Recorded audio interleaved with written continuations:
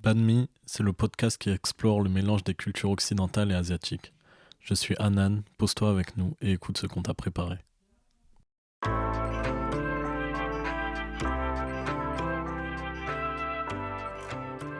Banh Mi, c'est le podcast qui explore le mélange des cultures occidentales et asiatiques. Banh Mi Podcast se déguste sur le pouce, entre amis ou en famille, à toute heure de la journée, pour partager un bon moment et échanger sur des parcours de vie inspirants liés à l'Asie. Banh Mi est un podcast créé et réalisé par Linda Nguyen et je vous retrouve tous les jeudis pour un nouvel épisode.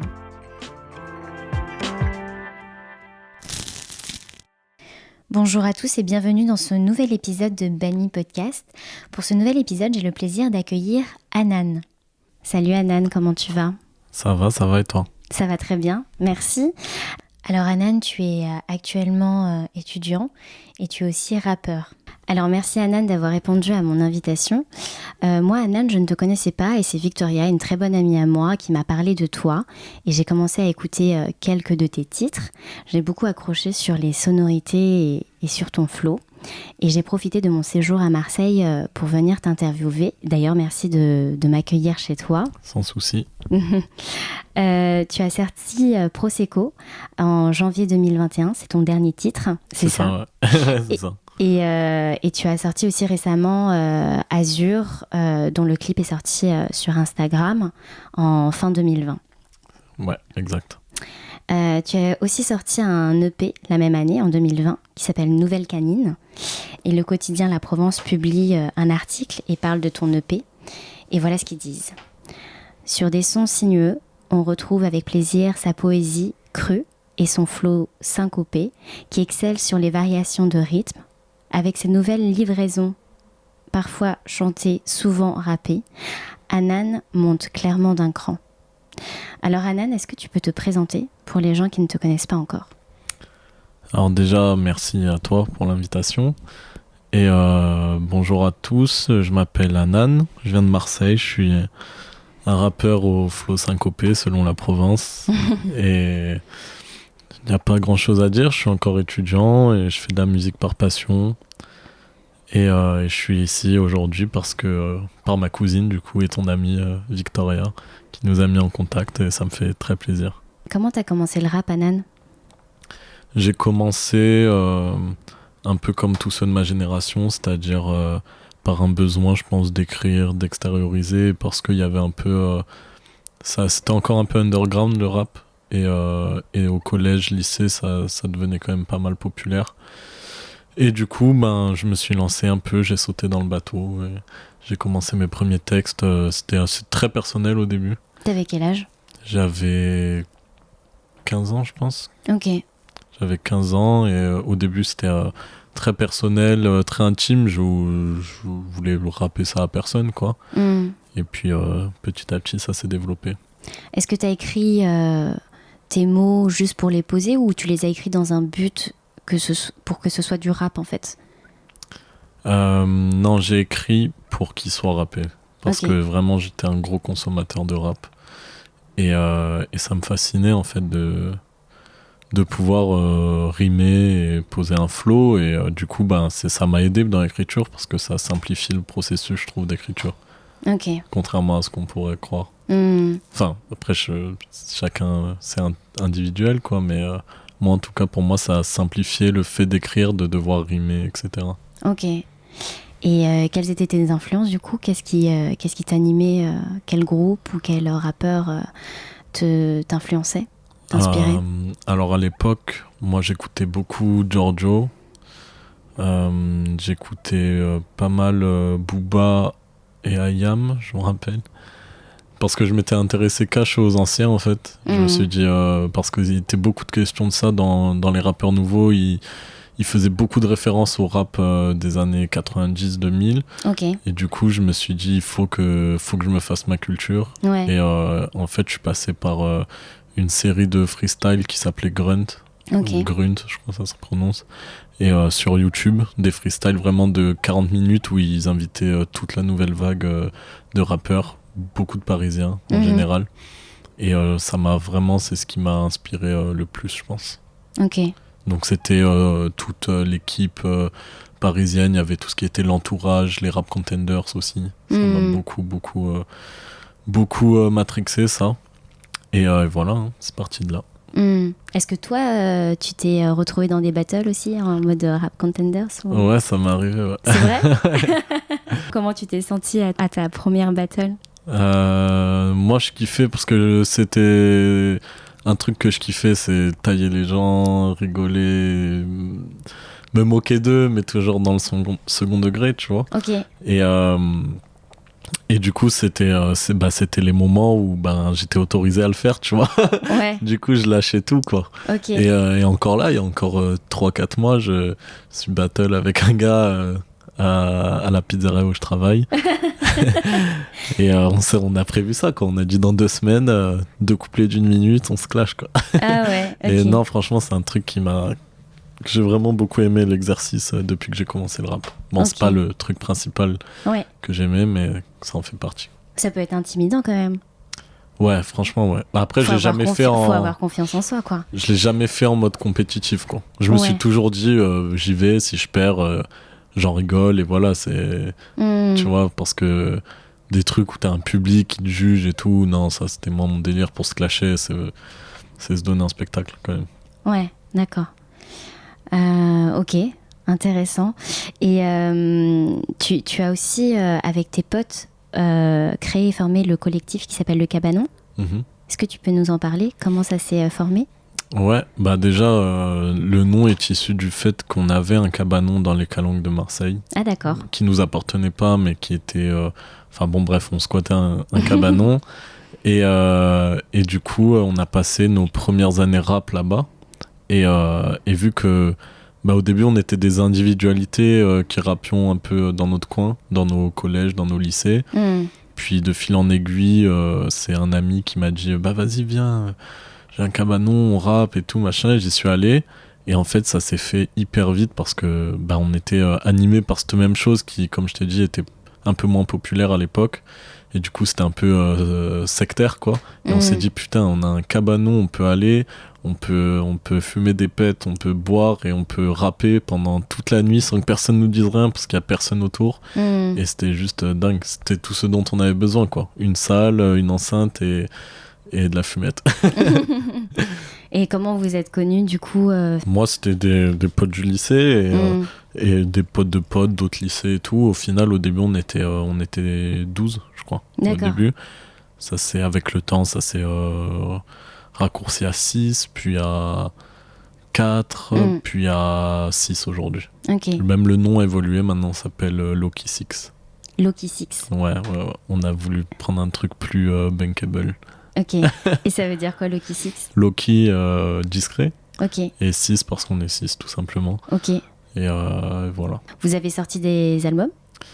On a sorti un EP quand on s'appelait encore le Cab, qui s'appelait Sud. Ouais. Et qui avait plutôt bien marché. À notre échelle, ça avait bien marché, on était contents. Il me semble que vous avez fait aussi des soirées que vous avez appelées Pogo et Falafel. Ouais. Est-ce que tu peux nous en parler? J'ai trouvé le nom trop cool. quand Victoria m'en a parlé, je me suis dit, c'est pas mal. Il y a des Pogo et des Falafel, donc c'est aussi simple que ça. Exactement, on s'est dit, il faut un truc qui parle aux gens et tout. Fallait qu'on s'éloigne direct, on s'est dit, il faut que, si on veut faire une soirée, faut qu'on la détache au maximum de notre image et de l'image d'un groupe de rap qui fait les soirées. Donc on a vraiment voulu dissocier les deux, et c'est pour ça qu'on s'est dit déjà on n'associe pas forcément notre nom à la soirée, et on l'appelle avec un nom qui a rien à voir, on fait une charte qui a rien à voir. On n'est jamais monté sur notre propre scène, tu vois, par exemple. D'accord. Alors que au concert qu'on organisait, il y avait plus de monde qu'au concert où nous on rappait.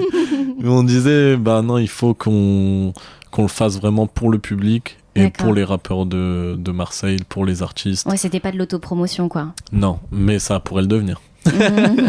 non, vraiment, c'était pour faire avancer un peu la culture à Marseille et surtout la culture rap. Ok. Vous aviez réuni beaucoup de monde à vos soirées? Plus que prévu. Franchement, la première, il y avait genre 400 personnes. Ce qui était déjà énorme. Ouais, c'était dingue. Ouais. On n'était pas prêts et du coup, on a enchaîné. Moi, je suis quelqu'un de plutôt pessimiste et le reste des organisateurs aussi. Du coup, on était toujours en mode va y avoir moins de monde. Mais là, on est monté 500, 600. Et le max, ouais, je crois que c'était ça, 600, 650, pour une salle qui pouvait accueillir, je crois, 150, 200 personnes. Du coup, tout le monde devant, et puis ça en parlait de ouf. Et au final, les gens continuaient de venir, et ils continuent toujours de venir, d'ailleurs. Mais c'est hyper ambitieux. Et surtout, vous avez passé le pas de faire ces soirées et tout. Est-ce que vous vous êtes dit que vous voulez déployer ce genre de soirée dans d'autres villes qu'à Marseille ? Oui, on se l'est dit. Après, on essaie de prendre nos précautions parce qu'on est jeune, on n'a pas connaissance de tout. Déjà, nos premières soirées, elles étaient complètement illégales. Mais en tout cas, on y a pensé. Franchement, il y a plein de villes où il y a un potentiel énorme, où s'ils sont dans le même cas que nous, même moins avancés que Marseille, parce que nous, on a fait ça, parce que la culture rap n'avançait pas et la culture n'avançait pas tout court à Marseille. Et je pense qu'il y a énormément de villes où je suis allé. Je pense à Toulouse, je pense à Lyon, à Montpellier, où il y a un public et un potentiel énorme. Sauf que les structures n'y investissent pas et les gens ne croient pas encore forcément à ce type de soirée, alors que c'est des trucs qui peuvent marcher à fond, quoi. Il suffit d'une salle, des enceintes et du rap, et les gens, les jeunes, ils adorent ça, quoi. Pogoter, sauter. Bon, maintenant, ça se transforme aussi, le twerk. Il y a des soirées où ça twerk de ouf à Marseille. Ah ouais. Et nous, à nos soirées, on a fait des collaborations avec ce genre de collectif qui passe du son plus pour danser et tout. D'accord. Et ça twerkait de ouf et tout. Et franchement, c'est... j'adore ça, quoi. Pas le twerk, mais ce partage de culture et le pogo, la danse, tout ça, c'est génial. Ok. Pourquoi tu penses que les structures ne font pas le nécessaire pour organiser ce genre de soirée ? À Marseille ou en général ? À Marseille, en général. Je vais parler de Marseille du coup parce que je connais mieux, mais je pense tout simplement que c'est pas forcément les structures qui doivent faire avancer les choses, parce que si on les attend, ça arrivera jamais. Et c'est justement nous, les jeunes, et je sais que le fait qu'on ait organisé ce genre de soirée, déjà nous-mêmes, on s'est inspiré de d'autres jeunes qui avaient commencé à organiser des trucs, et je sais que d'autres se sont inspirés de nous, et aujourd'hui on ressent que chacun avance, se professionnalise, et que c'est nous les structures de demain, quoi, et qu'il faut travailler avec ça, et que c'est la jeunesse qui va faire bouger la ville, et c'est ce qui se passe en ce moment, et je suis vraiment content que ça marche et qu'on en fasse partie. Est-ce qu'aujourd'hui vous êtes entre guillemets légitime parce que vous avez réussi à réunir et à rassembler plein de gens autour de vous, et que vous pouvez présenter ce genre de soirée ou proposer des festivals à votre ville par exemple ? Non, je pense pas qu'on soit encore légitime. On a beaucoup de chemin à faire, des choses à prouver, on va dire, entre guillemets. Réunir plus de 600 personnes, c'est déjà... C'est bien, mais il faut le faire sur la durée, et faut pas se perdre dans le... En fait, on s'est toujours dit que viser gros, c'était pas forcément ce qui nous faisait vibrer. Nous, c'était garantir aux gens de passer une bonne soirée, ouais. Aux jeunes surtout, aux plus jeunes même, pas cher, accessible, et qui correspondent à... qui captent qu'on n'a pas juste envie de faire de la thune sur leur dos et tout, et c'est ça qui nous fait kiffer en fait. Nous, tant qu'on arrive à se rembourser à peine, et qu'on passe une méga soirée et tout, c'est notre but, parce que de base on s'est dit, je me rappelle nos premières réunions, si on peut appeler ça comme ça, c'était on va offrir aux jeunes les soirées que nous à 17 ans on n'a pas eu et dont on rêvait, tu vois. C'est-à-dire arriver, pas de prévente ou quoi, tu payes 2 € à l'entrée, tu rentres, tu peux te bourrer la gueule pour 10 € et manger et sauter de partout, fumer des pétards, genre c'était vraiment ça, on fait ça à fond, et pour l'instant on a gardé cette ligne directrice, et on la gardera, je pense, pendant longtemps encore. Moi j'aurais kiffé avoir ce genre de soirée. Mais de ouf. Alors Banh Mi, c'est le podcast qui explore le mélange des cultures occidentales et asiatiques. Toi, Nan, dans quelle mesure tu es rattachée à l'Asie ? Alors moi, c'est la famille du côté de ma mère, qui est asiatique, du Laos. D'accord. J'ai passé pas mal de temps à Singapour parce que j'avais de la famille là-bas. Ouais. J'ai beaucoup voyagé en Asie également. J'ai eu l'occasion d'aller au Laos, au Vietnam. J'ai eu du coup plusieurs fois à Singapour. C'est comme ça que j'y suis rattaché. C'est familial, quoi. Ouais. Est-ce que tu penses que tes influences asiatiques et ton héritage asiatique du côté de ta mère, du coup, influencent un peu ta vie, ce que tu es aujourd'hui, tes activités, ton identité peut-être? Mes activités, je sais, bah quoi que si, en ce moment, je suis sur un projet du coup avec Victoria, qui est ton amie, où on ouvre justement une marque de livraison où c'est de la cuisine asiatique essentiellement. Donc je suis revenu à ça malgré moi, on va dire. Et à côté de ça, bah oui, ma mère forcément, bah, elle parlait lao à la maison. Moi, toute ma famille, mes cousins, tout ça parle lao. Et bah, j'ai baigné dans cette culture, quoi, des mariages lao, des enterrements lao, malheureusement, et toutes sortes de cérémonies bouddhistes ou bah, juste asiatiques, quoi. Et qu'est-ce qui fait que l'héritage asiatique se différencie par exemple de ton... Parce que tu es eurasien, c'est ça? Enfin, t'es métis. Ouais. Mon père est libanais. Hein. Ouais. Quel genre de différence culturelle tu peux avoir entre ta famille lao et ta famille libanaise par exemple? Ouais, ma famille libanaise, en vrai, ils sont libanais et bretons, tu vois.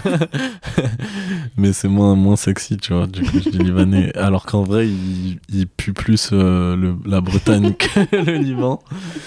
Et mais je suis allé au Liban aussi, d'ailleurs. Donc, bonjour à ma famille libanaise, si bien qu'ils écoutent ce podcast. Et en vrai, la différence, bah ouais, elle est flagrante quand même, entre une famille française et une famille là où... bah, c'est toutes les différences qu'on pourrait imaginer en fait. Il y a un énorme communautarisme chez les Lao qui je retrouve pas du tout la famille française, c'est-à-dire que les événements dans ma famille française c'était bah, toujours la même équipe, on va dire, une petite équipe de 10 et alors que Lao c'est plus bah, chaque réunion de famille t'as entre 50 et 100 personnes et t'en connais qu'un tiers quoi. Et ça c'est drôle déjà, et puis la bouffe, la culture, quoi. Il y a des coutumes, des trucs tout bêtes, hein, mais que là, je saurais pas relever, mais qui font la différence, quoi. Donc, tu disais que tu étais déjà allé au Laos. Qu'est-ce que tu en as pensé quand tu es allé là-bas il y a combien de temps? J'y suis allé il y a 5 et 10 ans, je pense. Et j'étais à Singapour plus récemment, quand même. Mais le Laos... Bon, ça n'a rien à voir, hein. Singapour, pour moi, c'est pas l'Asie, quoi, on dirait Dubaï. Mais le Laos, c'est très... bah, c'est l'agriculture, beaucoup, et puis c'est un peu pauvre, enfin, par rapport à la France, quoi. Je compare par rapport à ce que je connais, pardon. Ça m'a ému parce que je repensais à tous les travaux qu'avait fait mon papy là-bas. Mon papy qui était médecin militaire et qui a fait genre construire l'hôpital militaire de Vientiane et qu'il a même baptisé, et du coup bah, c'était assez impressionnant de voir tout ça en fait, de voir que bah, ma famille est issue quand même, est partie de loin quoi, par rapport à là on est dans ma chambre dans le 8e à Marseille. Je me dis que le chemin a été long. Voilà. Tu me disais aussi en off que tu avais fait des sons avec un peu des sonorités laotiennes. Ouais. Et comment tu les as trouvées, ces sonorités laotiennes? Est-ce que tu les as sortis, ces sons? C'est mon cousin qui m'a dit mec, fais des sons lao et tout. Enfin, il m'a chauffé. Et du coup, bah, un jour, j'ai repensé à ce qu'il m'avait dit, et puis je commence à chercher des samples sur YouTube. Mais vraiment, enfin, je tape musique traditionnelle lao et tout, et j'écoute un peu tout, je me dis qu'est-ce que je pourrais sampler. Au final, ce projet il passe un peu à la trappe, et il y a une autre musique où j'entends la prod, en fait, l'instru, tu sais. On m'envoie les instrus, et après je vois ce que je peux faire dessus et tout. Ouais. Et le refrain, je me disais putain, je peux grave poser le flow. Je sais pas, c'est un son que tu connais de Damian Marley qui fait Damani, Damani, Damani. Ouais, ça me dit quelque chose. Et je me suis dit, et j'avais ça en tête, et je commence à dire Sabaidi, Sabaidi. Tu sais, c'est bonjour en lao. Et je cherche des mots en lao qui rimaient avec ce que je voulais et tout. Ouais. Et du coup, le refrain, c'était un truc qui sonnait comme ça. bonjour, bonjour, tristesse, bonjour, bonjour, C'est mélancolie, cool. et ça faisait genre ça va dire, comme ça, c'était sympa, mais j'ai jamais sorti, non. Pourquoi? Non, il était pas au niveau du texte, les couplets et tout, c'était pas ça. Je suis sûre que la famille du côté de ta maman serait Ouais, trop contente franchement, ouais, de ouf. que tu sortes ce texte. Ben, Ce son, ouais. Bah non. Mais je le referai, hein, c'est possible. Ouais, c'est grave possible. Ok. Alors, Anan, toi, tu viens de Marseille, tu l'as dit. Donc, pour moi, le rap qui vient de Marseille, c'est la FF, la Funky Family, IAM. Donc là, dernièrement, il y a Jul, forcément, bande organisée. Qu'est-ce qui marche dans le rap marseillais? Qu'est-ce qui est très identifiable du rap marseillais, à ton avis? Le lexique, déjà, en premier, je pense. Un peu l'accent. Ouais, quand même, l'accent, parce que ça se ressent, un son marseillais, je pense, à l'accent et au lexique en premier. Quand tu dis lexique, ça veut dire quoi? Bah, le sang, le machin, le truc, je sais pas, là, comme ça, D'accord. quand je dois réfléchir vite, j'ai du mal, mais Ok. le sang, la veine, t'es un fou, les tchés, tu vois. Tcha, tché. Je sais pas c'est quoi. Bah, en gros, au lieu de dire tu as, à Marseille, on dit tcha. Ah, ok. mais t'es un fou, Ok. voilà, fou, folle. Enfin, il y a plein de mots comme ça, D'accord. quand même, qui sont identifiables, surtout comme t'as dit de Joule ou bande organisée, Ouais. même la FF, hein, l'accent, c'est un truc de ouf. Et du coup, je pense ça, et après, pour un rappeur comme moi, j'utilise ce lexique, mais moins, et j'ai pas trop l'accent en temps normal, ni dans mes sons, je pense que c'est plus dans le texte, il y a un truc authentique, je sais pas pourquoi, mais ça relève encore du champ lexical, je pense, ça sonne sud, quoi, tu vois. Et on me l'a déjà dit, ouais. On m'a déjà dit, ah ouais, mais t'es du sud en entendant juste le son, quoi. Moi aussi, je pense que je suis capable d'analyser entre un son qui vient de Marseille ou de Paris, juste en l'entendant, quoi. Il y a un héritage déjà de tout ça, tous les anciens, de IAM, Marseille, la psychiatre, tout ça. Les quartiers nord de Marseille, quand même, c'est une grosse influence, je pense, pour la France. Anan, qu'est-ce qui t'inspire quand tu écris tes textes? J'aime bien écrire sur l'amour. J'écris beaucoup sur les meufs. J'écris un peu cliché, mais sur la ville, sur la vie nocturne surtout. Et je m'inspire beaucoup d'autres artistes. Il y a des artistes que j'écoute de ouf. Et en fait, le fait de les écouter tout le temps, inconsciemment, je pense pas que ce soit consciemment, mais inconsciemment, si un peu, tu vois. Mais inconsciemment, des fois, il y a des thèmes. Je vais me dire, voilà, j'ai saigné un album pendant 3 semaines. Forcément, le gars, il a utilisé un thème et ça me rentre dans la tête. Mais je vais pas recopier, tu vois, mais c'est possible que il y a une de ces idées et je me dis ouais grave et je la retranscris à ma manière, tu vois. Du coup, je m'inspire beaucoup de ce qui se fait. Comme de qui, ce qui par se... exemple? Franchement, c'est tellement varié, genre. Le dernier album que t'as saigné? Dernier album que j'ai saigné, c'est celui d'Amza, un rappeur belge. Bon, lui, c'est Only Drill. Je fais pas de la drill. C'est je sais pas si tu connais ou t'en as entendu parler. C'est genre un nouveau mouvement de rap qui est assez médiatisé en ce moment, qui vient de Chicago, puis après plus proche de la Grande-Bretagne, d'Angleterre. Très violent et tout, tu vois. Et Hamza, il a un peu remasterisé à sa façon, et puis moi, c'est surtout ses textes qui me fascinent parce qu'il arrive en faisant du français, à donner des sonorités qui sonnent américaines, ce qui est hyper dur, tu vois. Je crois que c'est un des exercices les plus durs à faire pour les rappeurs français. C'est que tu connais, l'anglais, ça sonne tellement bien en fait dans les musiques qu'il y en a plein qui ont essayé de faire de la sonorité anglaise, américaine avec du lexique français. Et c'est un exercice trop dur. Et lui, il arrive bien, mais il triche un peu. Parce que si t'écoutes bien, à chacune de ses phrases, il y a au moins 1 ou 2 mots anglais, tu vois. Ouais, d'accord. Et il arrive à faire du franglais comme ça qui sonne hyper bien. Et je kiffe aussi. Et je le fais assez pas mal dans mes textes. Je pense que c'est un truc que quand j'écris, je me prends la tête sur ça de fou. La sonorité du truc, quoi. La forme avant le fond, alors qu'avant, c'était plus l'inverse, quoi. Tu travailles aussi tes clips sur un format Instagram. Je l'ai vu notamment avec Azur. Donc c'est un format Instagram qui est assez travaillé. Et pourquoi ce choix et qu'est-ce qui t'intéresse sur Instagram par rapport aux autres plateformes? Le truc, c'est qu'à mon niveau, entre guillemets, je peux pas me permettre de déplacer ma communauté, on va dire, d'une plateforme à l'autre, parce que c'est compliqué ça, niveau com, genre dire mon clip est sorti, il est sur YouTube, et au final, bah, t'as travaillé je sais pas combien de temps sur un clip, et il fait 500 vues sur YouTube en une semaine, et tu dis merde, genre c'est dur. Alors que maintenant, bah, Instagram, le truc, c'est quand les gens l'ont devant les yeux, ils like, ils partagent, ça se diffuse. Et moi, ça marche beaucoup mieux, tu vois, je fais des 6000, 7000 vues, quelques centaines de likes et tout, et bah, je me dis, en moins, ça va, j'ai pas passé du temps pour rien.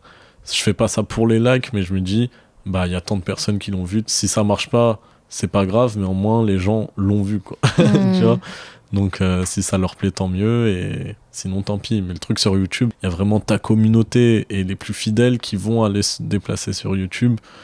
Et ça, c'est chaud. Et après, pourquoi Instagram par rapport aux autres réseaux sociaux? Ben, c'est juste que en ce moment, c'est ce qui marche le plus pour les gens de mon âge, quoi. On va dire les 16-25 ans, quoi. Et comment tu fais pour que ta musique se diffuse au-delà d'Instagram, pardon, la presse puisse parler de toi ou des magazines de rap ou des choses comme ça?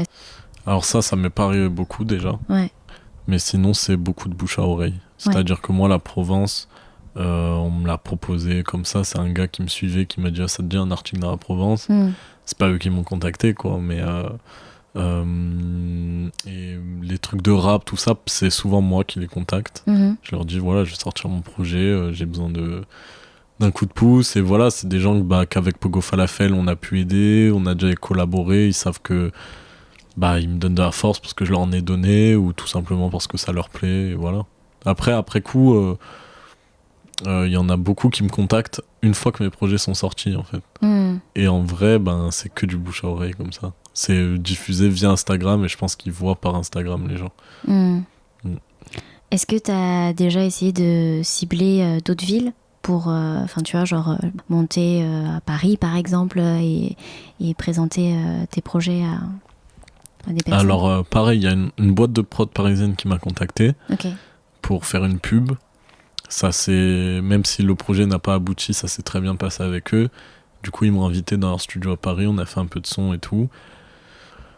Bah ouais, voilà, ça me fait une antenne à Paris. Mais après, j'ai jamais tenté je vois pas comment faire, en fait, tu vois.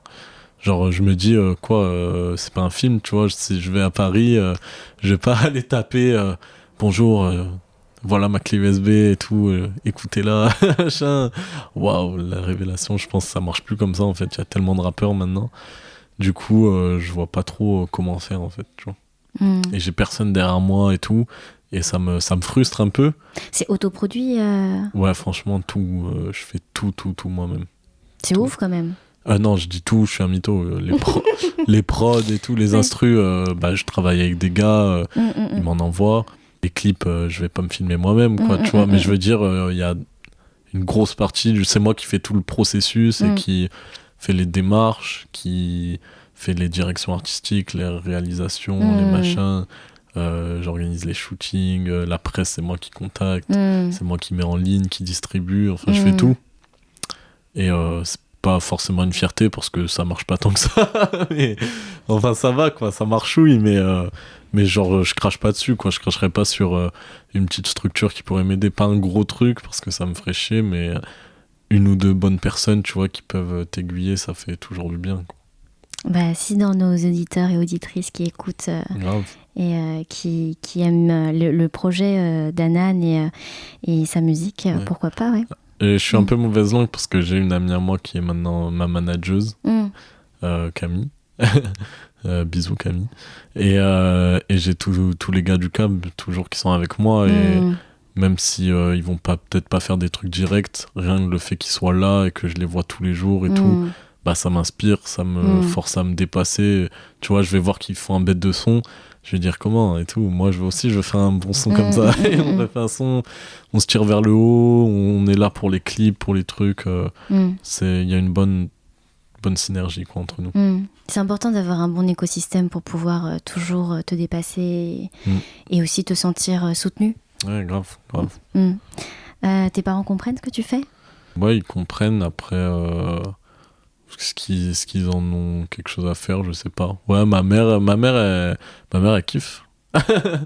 Ma mère, elle kiffe, mais je sais Mais pas. Tu parles beaucoup de ta mère aussi, non? Dans mes sons? Ouais. Ouais, on m'a dit ça, ouais. J'aime pas qu'on le relève. Ouais, bah ouais, c'est ma mère, quoi. Je crois que c'est un truc de beaucoup de rappeurs français, en vrai. Si t'écoutes toujours maman, on est des fils à maman. Non, mais c'est ouais, cool. Moi, si je suis maman et que j'ai mon fils qui rappe et qui me fait des dédicaces tout le temps, je suis trop contente. Ouais, non, elle kiffe. Elle est déjà venue à des concerts, elle est déjà venue aux soirées qu'on organise. Et elle me soutient, et voilà. Franchement, c'est ma mère. Après, moi, je suis un peu pudique. Elle aussi, je pense un peu. Et du coup, je suis pas là à déblatérer, à lui dire « Oh maman, regarde mon nouveau clip, regarde mon nouveau son. » Elle les trouve toutes seules, je le sais. Je le sais, et voilà. Puis dans une famille là où ça va vite, ça va très vite les mais informations. plus vite que je crois, genre. c'est affolant. Avant, ça m'impressionnait. Maintenant, j'ai compris que je pouvais plus le cacher. Parce qu'au début, je leur cachais beaucoup, mes parents.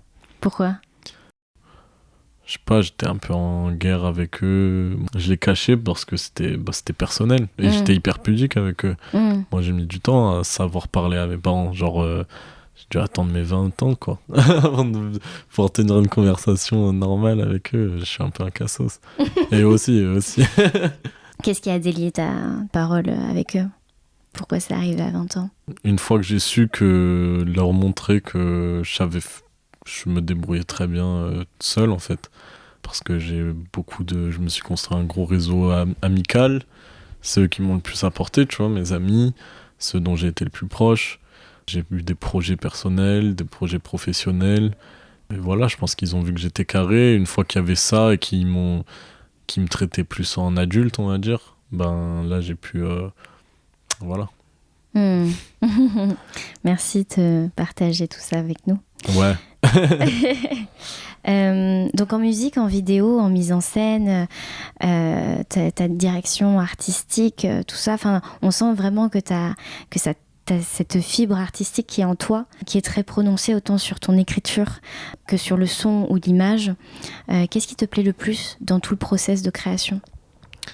Ce qui me plaît le plus, c'est la transformation, tu vois.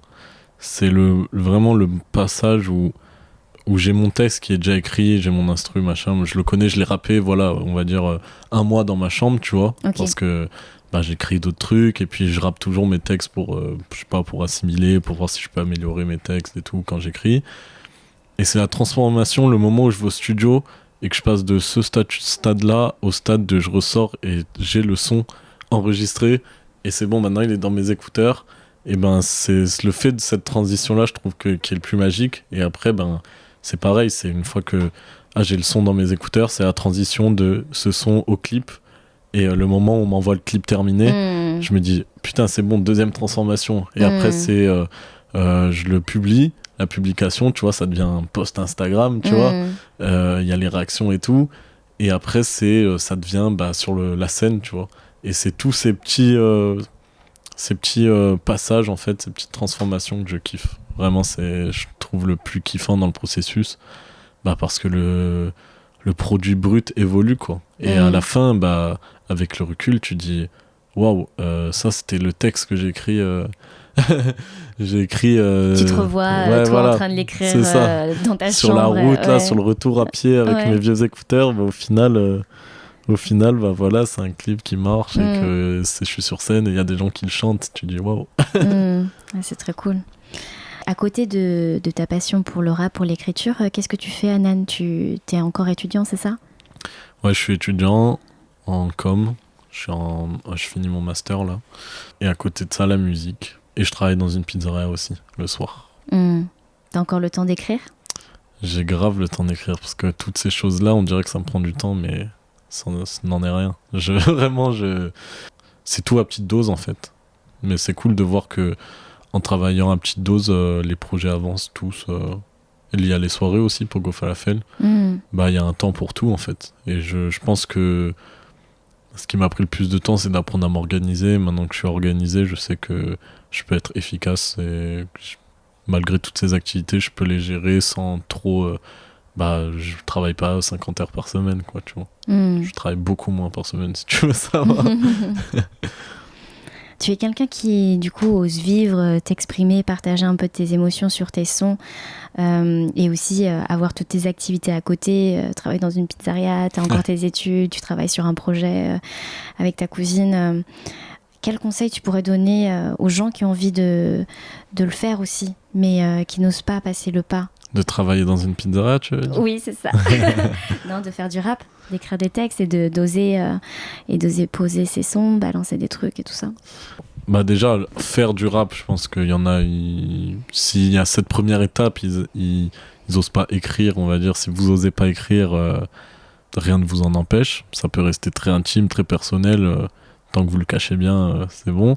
Si vous êtes à l'étape où vous avez écrit et vous osez pas sortir vos sons et les diffuser, bah il faut à tout prix ne pas prendre en compte le regard des gens et ne pas attendre de likes, ne pas avoir d'attente à ce niveau-là parce que déjà votre première sortie ça risque pas de marcher et que les gens ressentent quand on sort les choses pour eux et pas pour nous. Je sais pas si tu comprends ce que je veux dire, c'est-à-dire que moi souvent j'ai sorti des sons où j'étais en mode moi il me plaisait moyen et je me disais ça va leur plaire de ouf et tout machin et au final coup-ci coup-ça tu vois et je me disais merde j'ai aucune satisfaction à faire ça, je préfère faire un truc que je kiffe, le sortir, avoir des avis, des retours qui soient positifs ou négatifs et après t'en fais ce que tu veux de ces avis quoi. Soit tu les écoutes, soit tu dis non mais c'est quand même important le retour des gens, mais qu'ils influent sur le processus avant, non. C'est ce que Anthony Chélan, qui vient de Marseille aussi d'ailleurs, m'a dit dans l'épisode 7 de Bami, quand je lui demandais quels sont tes conseils à la jeune génération qui veut faire comme toi, et c'est ce qu'il disait. Il disait surtout faites les choses pour vous avant tout et pas pour les autres. Et du moment que tu es sincère avec toi-même et que tu es authentique et aligné avec ce que tu as envie de faire, là les autres vont... Tu vas attirer forcément des gens qui vont comment dire, être touchés par ton authenticité et ta sincérité. Il y a un truc où je me suis souvent égaré, c'est ne pas confondre authenticité avec forcément originalité. Tu peux faire quelque chose qui est très similaire à quelqu'un, tu vas rien inventer. Donc l'authenticité, c'est vraiment juste que ça émane de ce que tu as envie de faire, de ta volonté, mais pas forcément que ça soit un truc exceptionnel et tout. Genre, je pense que c'est dur d'inventer des choses aujourd'hui, surtout en musique. Du coup, faut pas avoir peur. Moi, je sais que souvent, je fais des sons et on va me dire mais ça ressemble à ça, mais c'est ça, mais t'as copié lui et tout. Et des fois, je suis en mode putain, grave, ça fait chauffer, tu vois. Des fois, il y a des sons, je me dis c'est mon inspiration principale. Par exemple, PNL, ils font du cloud rap. Je fais un son de cloud rap. Forcément, on va dire, ça ressemble à PNL. Non, c'est juste du cloud rap. Il y en a, ils font de la drill. Si demain, je fais de la drill, on va me dire, ça ressemble à lui et tout. C'est un mouvement, quoi. Ouais, non, mais on est sans cesse, inspiré par ce qui nous entoure. On peut pas partir d'un truc. Peut, tu vois, mais... Si, on peut, mais t'as forcément une base quelque part. En fait, faut mélanger les deux. Faut mélanger plein de choses. Faut s'inspirer en même temps, créer, quoi. C'est c'est un mélange des deux, quoi. Ouais. Si tu pouvais faire un featuring, avec qui tu aimerais travailler, Anan? J'aime beaucoup ce que fait Laylo. Laylo, c'est un gros artiste. Franchement, sa vibe, elle est incroyable. Et puis, on voit qu'il maîtrise son sujet. Mais je pense que je serais pas au niveau. Donc, plus à mon niveau... Franchement, je vais dire des gars de Marseille pour les représenter un peu. Lotus, de Lotus Utop, si vous voulez chercher sur YouTube, avec Dirlo. Et voilà, je pense que ça suffit. Quel est le son que tu as sorti et qui représente le plus ton mood en ce moment? Azur.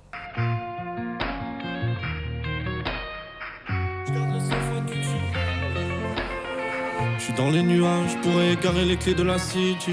Minuit mes démons qui s'étirent dans les quatre coins de Marseille. Ça me dit wesh alors le blood bientôt ça peut être. Oublie pas si tu pop. J'ai poncé ta tape, nous des soirs à travesti pas tes potes, mom. J'suis tombé love de la côte d'Azur. Mais pour des sommes, je la quitterai, j'suis comme les autres. J'garde le sang-froid depuis que j'suis môme.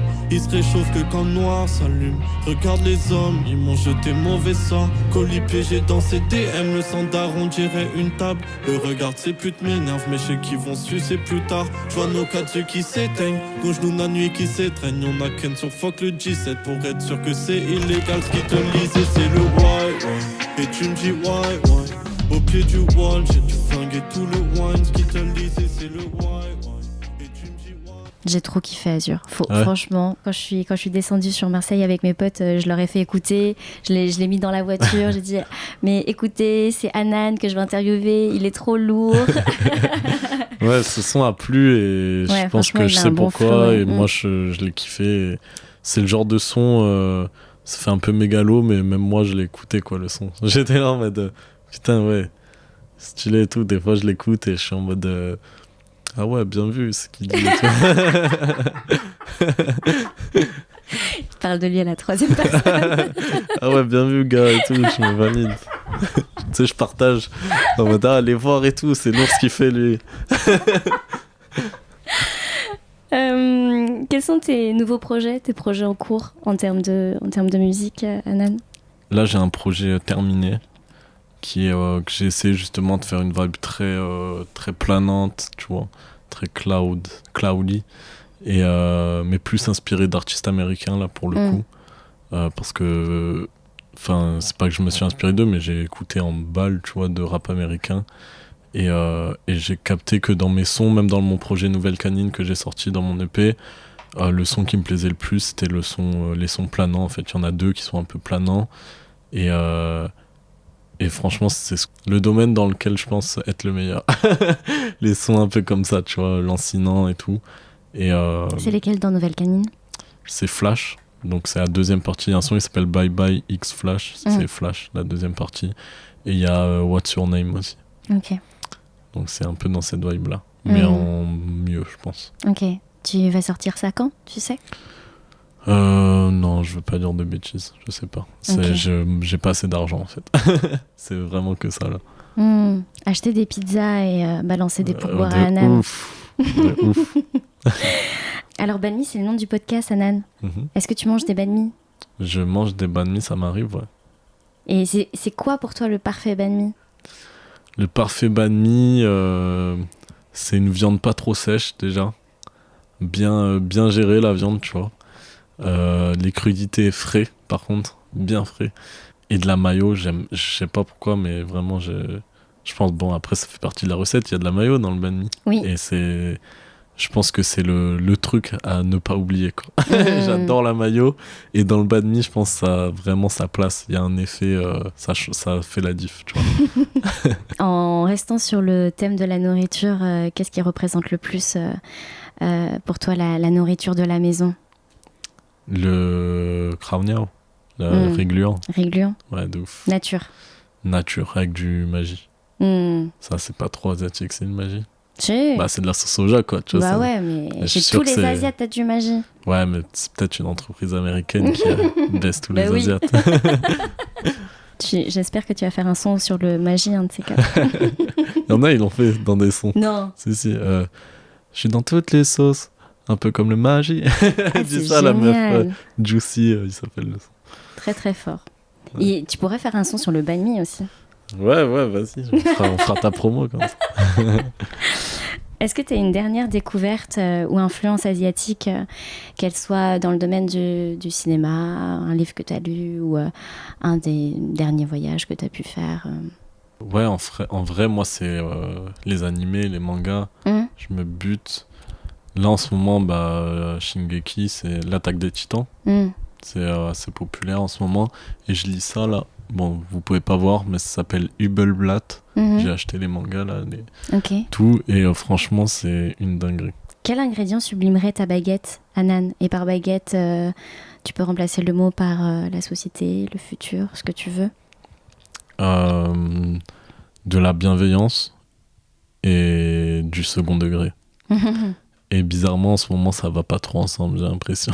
Je sais pas si ce message sera compris, mais c'est vrai que là, il y a une quête en ce moment de bienveillance de fou sur les réseaux sociaux et dans la société, je trouve, où on recherche l'inclusivité au maximum et de mettre au maximum, d'acculer le plus possible tout ce qui est racisme, homophobie, tout ça, qui est vachement dénoncé sur les réseaux sociaux en ce moment. Ouais.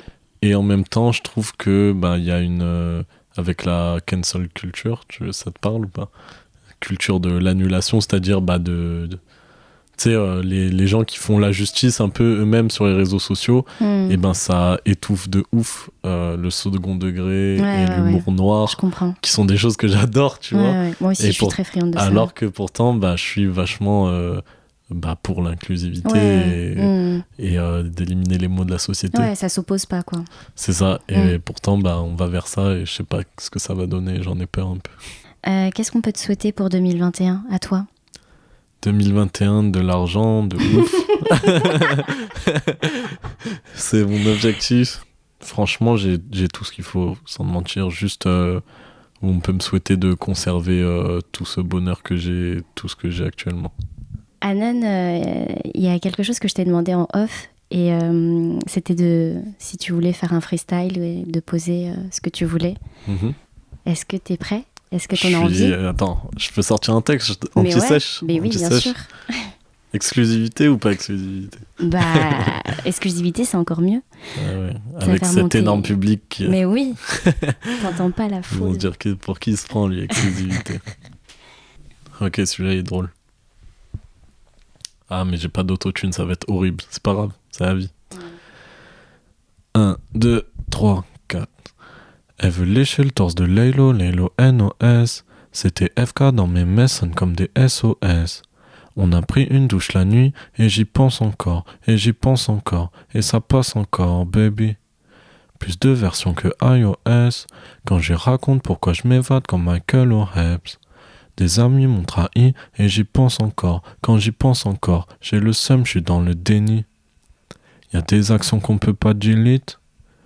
Y'a des mots qu'on peut pas contrôle Z. Fuck Universal, fuck believe in me. Fuck un milli, j'pète la guinée, fort. Plus de versions que iOS, quand j'y raconte pourquoi je m'évade comme Michael O'Hebs. Des amis m'ont trahi et j'y pense encore, quand j'y pense encore. C'est vrai j'abuse, je croque, quand je dis enlève ton crop. Mais bébé c'est nos caps, demain je les ken, ils vont tous cop. Tu veux la faire à qui? Ton skin sur la kill cam? Zarmata pas la coigo, on sait que t'as pas les acquis. On se capte en aparté, dans le salon c'est la mala. Loki dans le stud à côté, on court après le temps, on n'est pas là. Mode avion cambobo, baby blue veut s'imbiber. Je sais que ça se lèche les babines sur son boule. Donc baby bouge. Voilà. C'est très cool. Est-ce que tu peux terminer avec une musique que t'écoutes en ce moment? Ouais, grave. Turned Out Alright de City Boy Mo. Écoute, on attend avec impatience tes nouveaux sons pour 2021. Pas de problème, je vais essayer de décevoir personne alors. Merci. Ciao, merci à tous, merci à toi.